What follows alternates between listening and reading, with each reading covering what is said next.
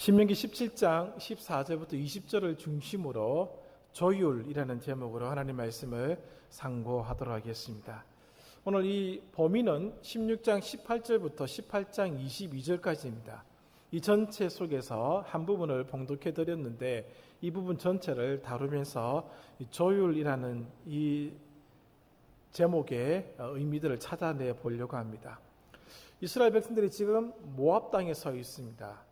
우리가 알고 있는 것처럼 모세를 통해서 그동안 살아왔던 40년간의 광야 생활을 회고하였고, 또 하나님께서 그들에게 원하시는 것이 어떤 것인지를 10개의 계명으로 말씀하셨고, 또 어떤 삶을 살아가야 할 것인지를 쭉 말씀을 하셨습니다.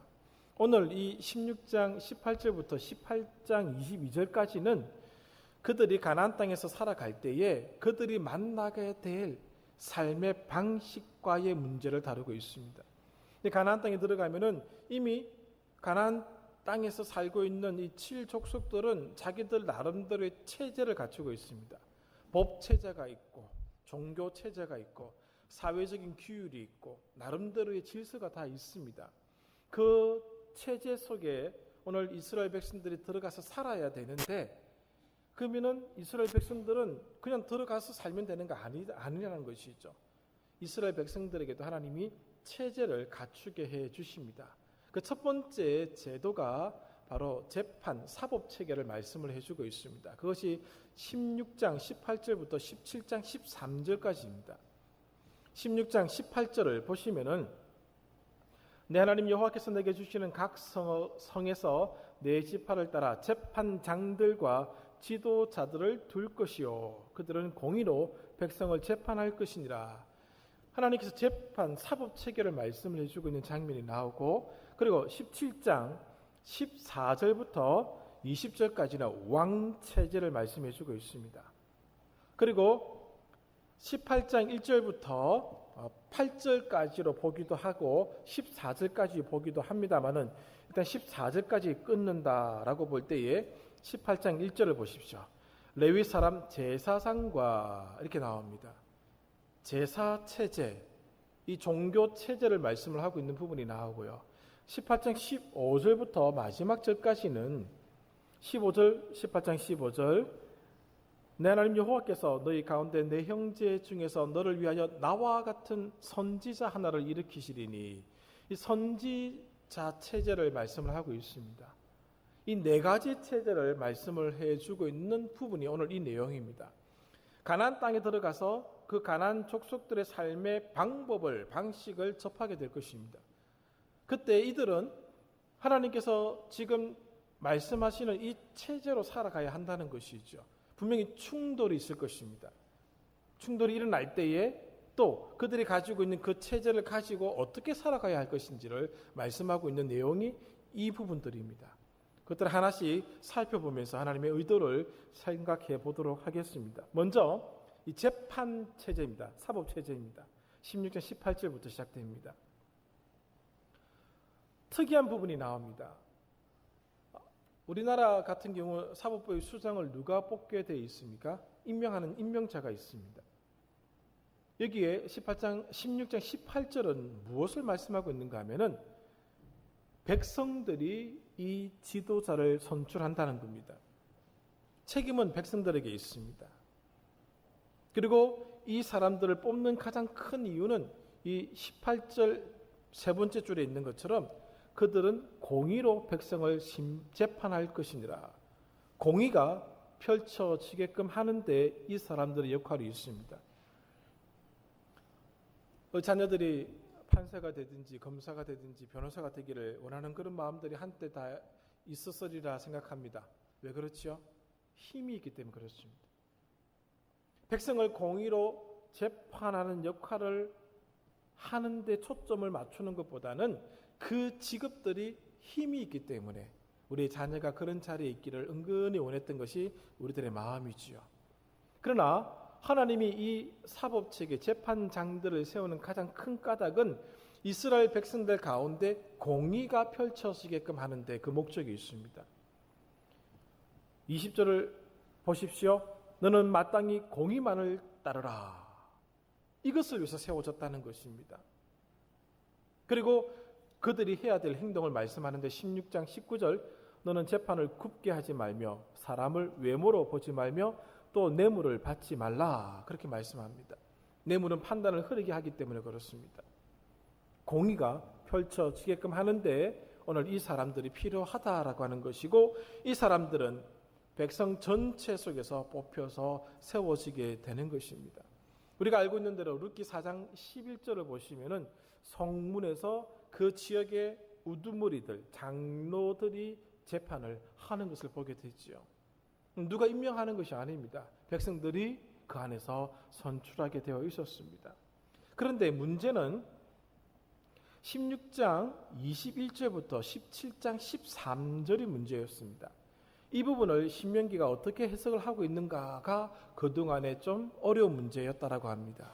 왜냐하면 갑자기 어떤 얘기가 나오는가 하면은 16장 21절을 보십시오. 내 하나님 여호와를 위하여 쌓은 제단 곁에 어떤 나무로든지 아세라 상을 세우지 말며 자기를 위하여 주상을 세우지 말라. 내 하나님 여호와께서 미워하시느니라 라고 하면서 17장 13절까지 그 비슷한 내용이 다 나옵니다. 아니 이것이 지금 재판장들하고 무슨 상관이 있느냐라고 하는 것이 그동안의 이 주석가들의 갈등이었다고 합니다. 그런데 이 부분은 어떤 내용을 말씀해 주고 있는가 하면은 지역의 재판을 담당하는 재판장들이 해야 할 일 중에 가장 중요한 것이 백성들이 우상 숭배하지 않게끔 막는 겁니다. 그 일이 그들에게 주어진 제일 중요한 일 중에 하나다라고 하는 것입니다. 만약에 우상을 섬기는 일들이 백성들 가운데 있으면은 여기에 이 재판장들은 그 일에 조사를 들어가야 됩니다. 조사에 들어가서 이 일을 막아야 된다는 것이죠. 이 우상 숭배가 다른 백성들에게 번지지 아니하도록 막는 일들이 이들에게 주어진 아주 중차대한 일들입니다. 그리고 이것이 그 지역에서 해결되지 않으면 중앙으로 가지고 오라는 것이죠. 이 사법칙을 얘기하고 있습니다. 지방에서 판단하지 못하고 이 문제를 풀지 못하면 중앙으로 가지고 오라는 하는 얘기를 해주고 있는 것입니다. 그 내용이 이 17장 13절까지의 내용입니다. 그리고 왕에 관계된 말씀을 해주고 있습니다. 왕은 본국인으로 선출해야 됩니다. 왜냐하면 외국인이 왕이 될 수가 없습니다. 그 까닭은 그 외국인이 섬기는 우상이 그 나라에 들어올 수가 있기 때문에 그렇습니다. 방지한다는 것이죠. 그리고 하나님께서 선택하시는 자가 왕의 자리에 앉을 수 있다라고 말씀을 해주고 있습니다. 그리고 아주 독특한 말씀을 하시는데 16절입니다. 그는 병마를 많이 두지 말 것이요. 왕의 힘이 어디에 나옵니까? 군사력에서 있습니다. 다윗이 자기 아들의 구태타로 말미암아 큰 공경에 처했던 적이 있습니다. 그리고 그 문제가 해결되자 다윗이 착수했던 일들이 무엇인가 하면은 군사력 재정비였습니다. 자기와 함께 할 수 있는 자기의 충성을 바치는 군사가 그 군대 조직이 얼마큼 있는지를 확인하고자 했었습니다. 그게 하나님의 범죄함이 되었죠. 군사력은 병마는 왕의 힘을 뜻합니다. 군대가 없는 왕을 한번 생각해 보셨습니까? 고려시대에 무인 정권이 들어섰을 때 왕은 아무런 힘이 없었지 않습니까? 지금 그것을 얘기하고 있는 것과 똑같습니다. 병마를 두지 말라는 겁니다. 또 무엇을 두지 말라고 합니까? 17절 아내를 많이 두지 말라. 무슨 의미를 가지고 있는가 하면은 솔로몬이 많은 아내가 있었지 않습니까? 왜 그렇게 많은 아내를 솔로몬이 두었겠습니까? 외교 정책입니다. 정책 수립, 다른 나라와의 관계를 돈독히 하고 평안히 할 수 있는 방법으로 결혼 정책을 펼쳤던 것이죠. 그렇게 하지 말라는 겁니다. 단순히 아내가 많은 것을 말씀하시는 것이 아니라 네가 정책을 펼칠 때에 인위적인 정책을 펼치지 말라는 겁니다. 아내를 주지 말라는 것이죠. 그리고 자기를 위해서는 은과 금을 많이 쌓지 말라는 겁니다.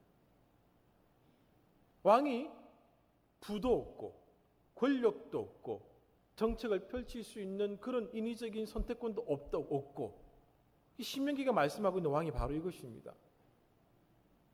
16장 18절의 말씀을 들었던 것처럼 사법체계 수장을 뽑거나 각 지역의 재판장을 뽑을 때에 왕이 임명권이 없습니다. 지역 주민에 의해서 장로들이 뽑히고 그 장로가 그 일들을 감당하는 것입니다. 허수아비 왕이나 마찬가지입니다. 그런데 이 왕에게 요구하는 것이 있지 않습니까? 18절 19절입니다.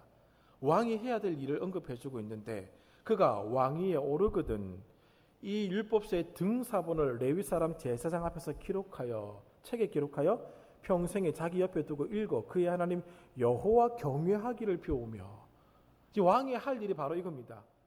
평생에 이 신명기 법전을 옆에 두고 읽어 나가면서 그의 하나님 여호와 경외하기를 배우는 것이 왕의 일이라는 것이죠. 그리고 이 율법의 모든 말과 이 규례를 지켜라, 이 왕의 일이라고 알려주고 있는 겁니다. 그리하면은 나라가 평안할 것이고 너의 왕가가 지속될 것이다, 그렇게 말씀을 해주고 있는 겁니다. 이런 왕으로 여러분 부르신다면 가시겠습니까? 허수아비인데 어떻게 보면요, 즉 그 왕을 하나님 요구하고 있다는 것입니다. 신명기가 말씀하고 있는 왕은 힘의 논리가 아니라는 것이죠. 하나님의 논리로 백성을 통치하는 것이 그들에게 주어진 책임이고 의무라는 사실을 알려주고 있다는 것입니다. 그리고 이 왕에 대한 14절에 보시면은 왕 제도는 다른 제도에 비해서 좀 독특한 성격을 가지고 있습니다. 재판장 제도, 사법 제도, 제사장 제도, 종교 제도, 선지자 이 세 체제는 하나님이 허락하셨습니다. 세우라고 하셨습니다. 14절 세 번째 줄을 보십시오. 우리도 우리 주위의 모든 민족들 같이 우리 위에 왕을 세워야겠다는 생각이 나거든. 하나님이 허락하신 제도가 아니라는 것이지요. 혹 왕을 세우고 싶은 생각이 나면은 요청하라. 근데 뽑을 때는 이렇게 뽑고 왕은 이렇게 해야 된다라는 것을 말씀을 해주고 있는 것입니다. 하나님이 백성의 요청에 마지 못해서 허락한 직책이 바로 왕제도임을 이 구절은 보여주고 있습니다.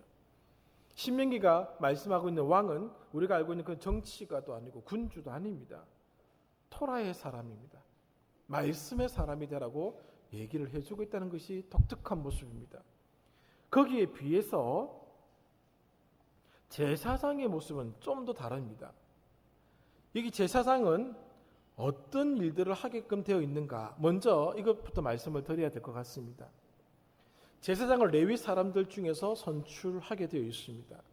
이 사람들에게는 땅이 기업으로 주어지지 않습니다. 18절 1절입니다.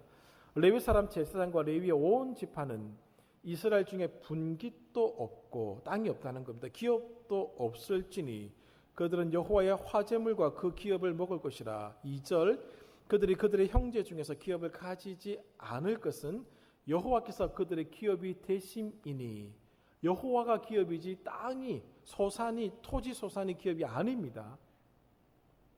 그리고 그들이 해야 될 일들이 언급되고 있는데 9절부터 14절까지 나오는 내용이 있습니다. 이것은 이스라엘 민족이 들어가서 살아야 할 그 땅에 이미 편만해져 있는 가나안 민족들의 이 종교적인 상황입니다.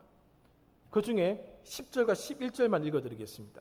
그의 딸들이나 아들이나 딸을 불 가운데로 지나게 하는 자나 점쟁이나 기룡을 말하는 자나 요술하는 자나 무당이나 진언자나 신접자나 박수나 초혼자를 너희 가운데에 용납하지 말라. 이런 일을 행하는 모든 자를 여호와께서 가증히 여기신다. 제사장이 해야 될 일들을 언급해주고 있는데 이러한 가나안의 종교와 문화의 영향으로부터 백성을 보호하는 것이 바로 제사장의 역할입니다. 그래서 제사장에 관계된 내용을 1절부터 8절까지로 볼 수도 있고 1절부터 14절까지로 볼 수가 있는 겁니다. 선지자들도 이 일들을 하거든요. 근데 제사장들에게도 이 일을 하게끔 요청을 하고 있다는 겁니다. 이스라엘 민족은 거룩한 백성들입니다. 제사장들은 그 민족이 거룩함을 손상하지 아니하도록 할 책임이 이 제사장들에게 주어졌다는 겁니다. 하나님의 백성으로서 거룩한 백성의 모습을 유지하고 회복하고 보존시키는 것이 제사장들의 역할입니다. 그런데 여기서 끝나지 않습니다. 여기 제사장들이 하는 일들이 있는데 신명기 17장 9절을 한번 보십시오. 17장 9절입니다. 레위 사람 제사장과 당시 재판장에게 나아가서 물으라.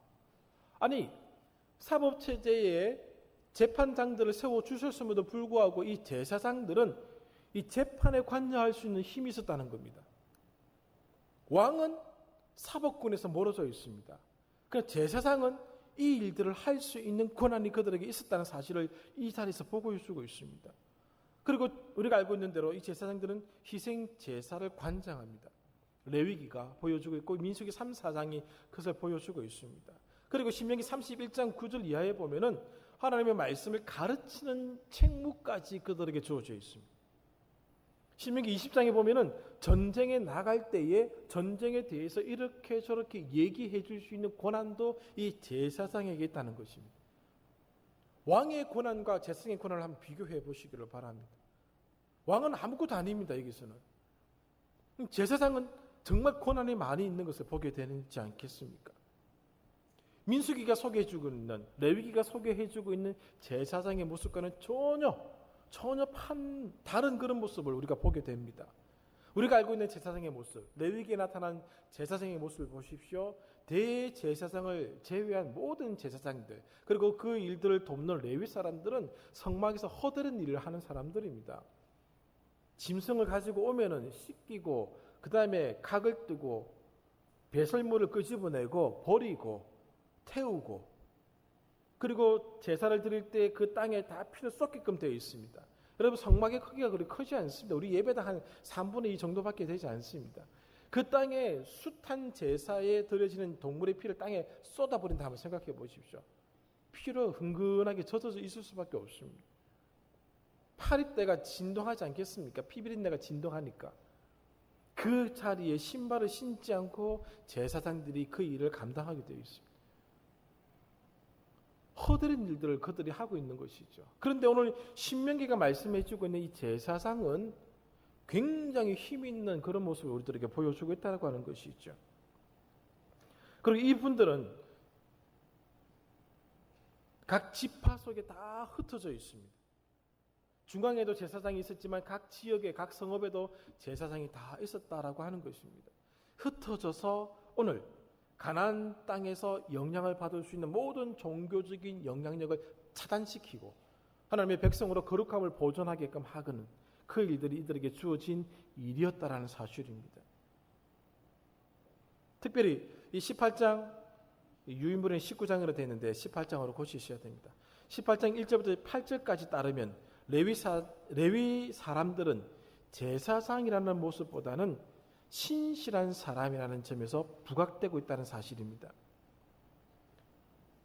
하나님 앞에서 나 제사장이야 하는 그런 의미보다는 하나님의 백성들을 섬기는 신실한 신앙인의 사람의 모습이 더 많이 나타난다는 사실입니다. 그것을 대표하는 구절이 5절입니다. 18장 5절을 보십시오. 이는 내 하나님 여호와께서 내 모든 지파 중에서 그를 택하여 내시고 그와 그의 자손에게 항상 여호와의 이름으로 서서 섬기게 하셨음이니라. 제사장에 주어진 권한은 막강합니다. 그 막강한 권한으로 백성들 위해서 군림하라고 주신 것이 아니라 섬기라는 겁니다. 어떻게 섬기는가? 여기 서서라는 표현이 있습니다. 여러분, 군대에서 한번 당번병 하신 분들 혹시 계십니까? 지휘관이 부르면은 즉각 출동해야 되지 않습니까? 항상 이 한쪽 귀는 그 지휘관실에 두고 있는 겁니다. 왕들이 이리 오너라 하면 항상 대답해야 될 사람이 준비되어 있지 않습니까? 그 의미입니다. 하나님께서 부르실 때에 하나님의 소리를 듣고자 항상 대기하는 자세를 가진 사람이 제사장이라는 것이죠. 어린 사무엘이 하나님의 음성을 듣습니다.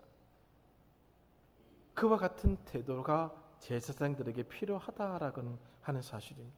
즉시 하나님의 뜻을 따를 수 있는 자세를 가진 자들, 그들에게 막강한 권한은 주어졌지만은 그 권한은 누리라고 주어진 것이 아니라 섬기라고 주어졌다는 사실입니다. 이것이 가나안 땅에 들어가서 이스라엘 백성들이 가져야 할 체제라는 것입니다. 가나안 족속들과 전혀 다른 모습을 보여주고 있는 것입니다. 마지막으로 다루고 있는 게 선지자입니다. 선지자의 역할은 우리가 다 알고 있는 것처럼 하나님의 말씀을 받아서 백성에게 전하는 겁니다. 대변자의 역할을 하고 있는 것이 선지자입니다. 자신의 뜻을 전할 수가 없습니다. 어느 날 다윗이 나단 선지자를 부릅니다. 그리고 자기가 가지고 있는 성전 건축에 관한 얘기를 하지 않습니까? 그 얘기를 듣던 나단 선지자가 하나님께서 좋게 여기실 것입니다. 뜻대로 행하십시오 라고 얘기를 하지요. 그때 하나님이 다시 나단을 부르셔서 안 된다고 말씀하시지 않습니까? 선지자는 자기의 뜻을 전하는 사람이 아닙니다. 하나님의 뜻을 전하는 사람입니다. 왜 예레미야 선지자가 그토록 고통스러워하였고 그토록 괴로워했습니까? 자기의 뜻과 다른 얘기를 해야 됩니다. 거짓 선지자였던 하나냐는 이 백성을 여호와께서 구원하실 것이라고 왕과 백성 앞에서 외칩니다. 그 예레미야는 뭐라 얘기하죠? 이 나라가 망할 것이다. 바벨론에게 항복하라. 국수주의자들이 일어납니다. 이 민족의 배반자 매국노라고 몰아치지 않습니까? 그렇지만 끝내 예레미야는 하나님의 말씀을 전할 수밖에 없습니다. 자기가 고통당하고 어려움을 당하고 구덩이에 빠져서 죽을 날을 기다린다 할지라도 선지자는 하나님의 말씀을 전하는 자입니다. 그 직무는 변할 수 없다는 겁니다. 이스라엘 백성들이 가나안 땅에 들어가서 살아갈 때에 그들이 잘못된 선택을 할 수가 있습니다. 모든 상황에 따라서 율법이 주어지지는 않았습니다. 그래서 하나님은 선지자들을 보내셔서 그들을 책망하기도 하시고 그들의 삶을 조율하시기 위해서 이들을 보내신다는 것입니다. 그렇다면 왜 하나님께서는 이렇게 권한을 나누시고 역할을 나누시고 계신가라는 부분을 생각해 볼 필요가 있다는 것입니다. 어느 권한도 한 사람에게 집중되어 있지 않습니다. 사사시대에는 어느 정도 한 사람이 많은 것을 감당했던 모습이 있습니다만 하나님은 이 권한이 모두에게 치우치지 않도록 하셨습니다. 모세가 왕과 같은 선지자와 같은 재판장과 같은 권한을 가지고 있었지만 제사장의 역할은 아론이 있었습니다. 모든 직무가 한 사람에게 주어진 적은 없었습니다. 그리고 왕이 이 사람들을 선출할 수가 없습니다. 왕에게는 그런 권한이 없습니다. 왕이 제사장들을 임명하게 되면 어떤 일이 벌어진 줄 아십니까? 북쪽 왕국을 이루었던 여로보암 1세가 있습니다. 열왕기상 12장 31절부터 33절을 보시면 여로보암이 나라를 세우고 난 뒤에 세 가지 정책을 펼칩니다. 그 중에 하나가 왕이 제사장을 임명합니다.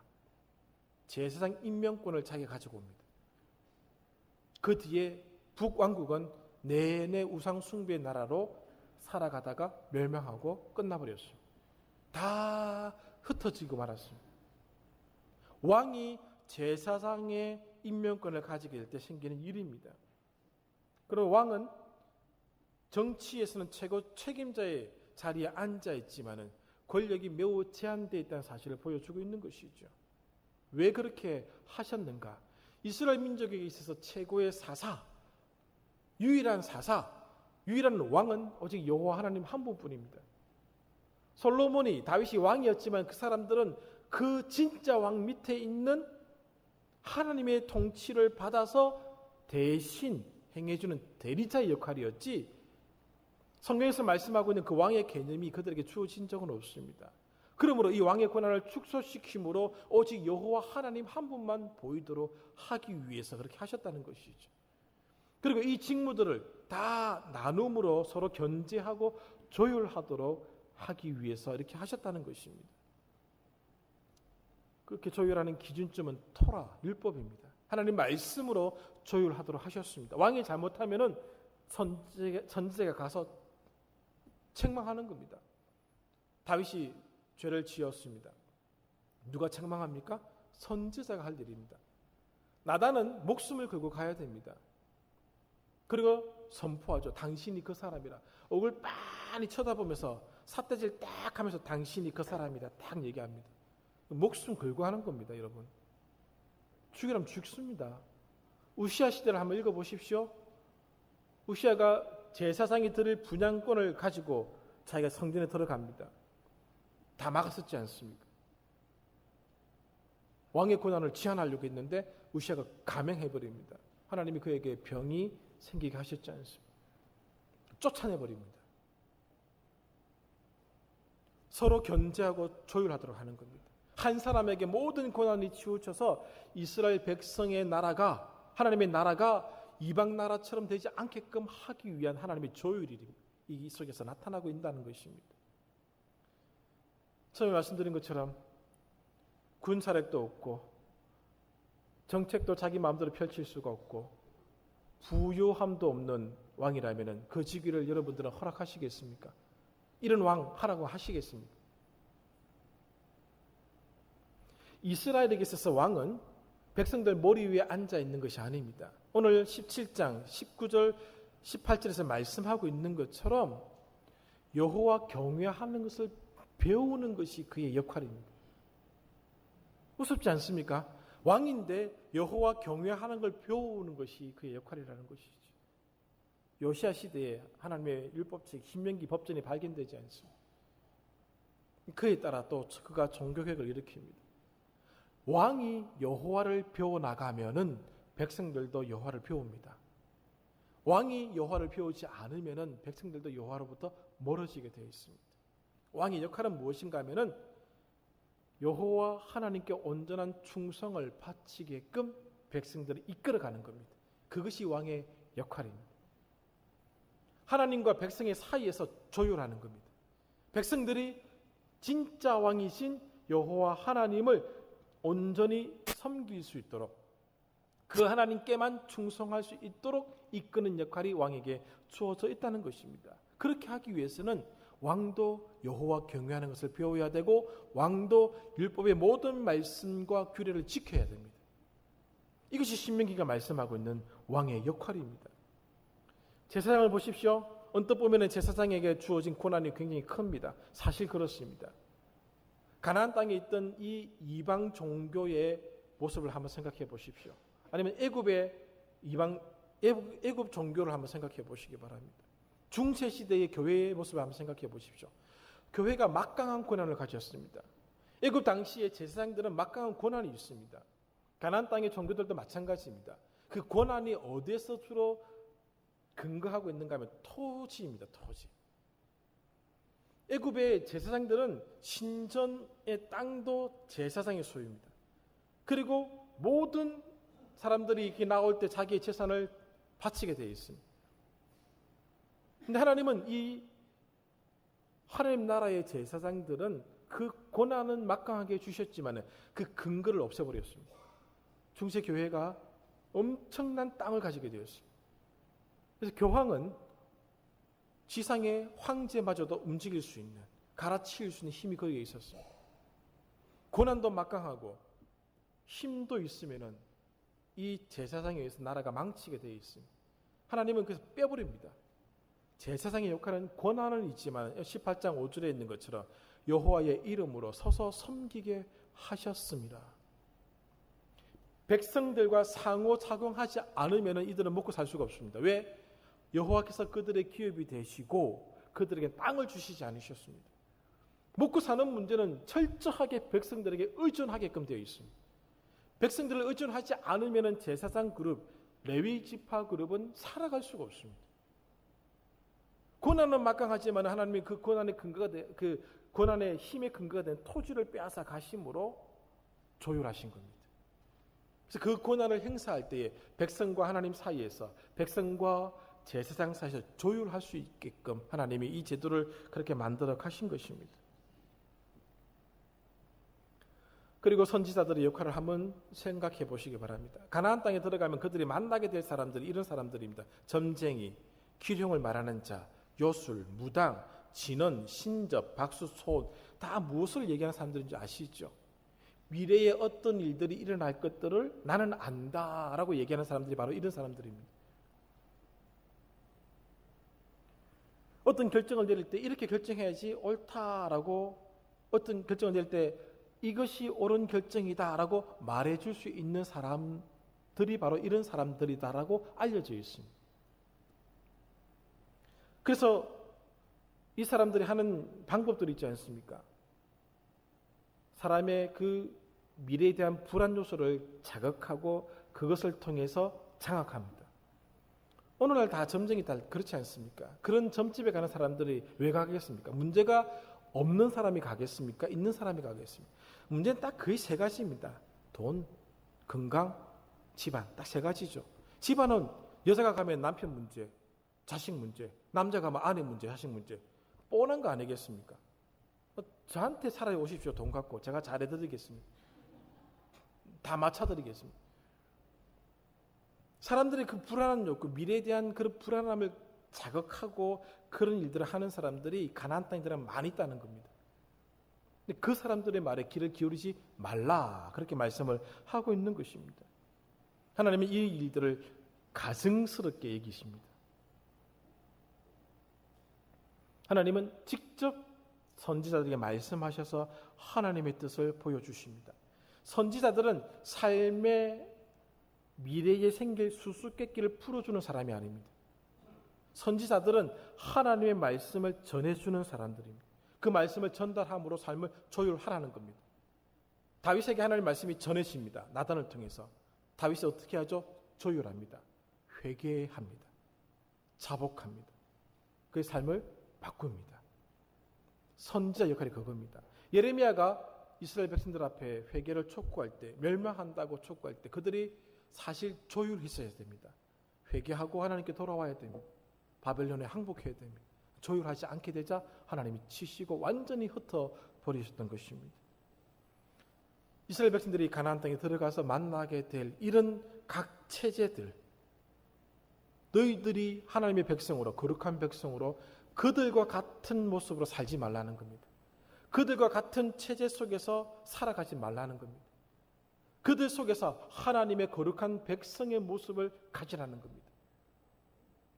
진짜 왕은 하나님밖에 없고 진짜 선지자는 하나님밖에 안 계시고 진짜 사사는 하나님밖에 안 계시고 그걸 보여주는 겁니다. 진짜 재판장은 하나님밖에 안 계십니다. 오직 하나님께만 집중하게끔 이 모든 역할을 맡은 사람들이 행동을 해야 되는 것입니다. 그 나라, 그 모습을 가나안 족속들에게 보여주는 겁니다. 오늘 우리들에게 이것이 교훈하는 바가 있는 것이죠.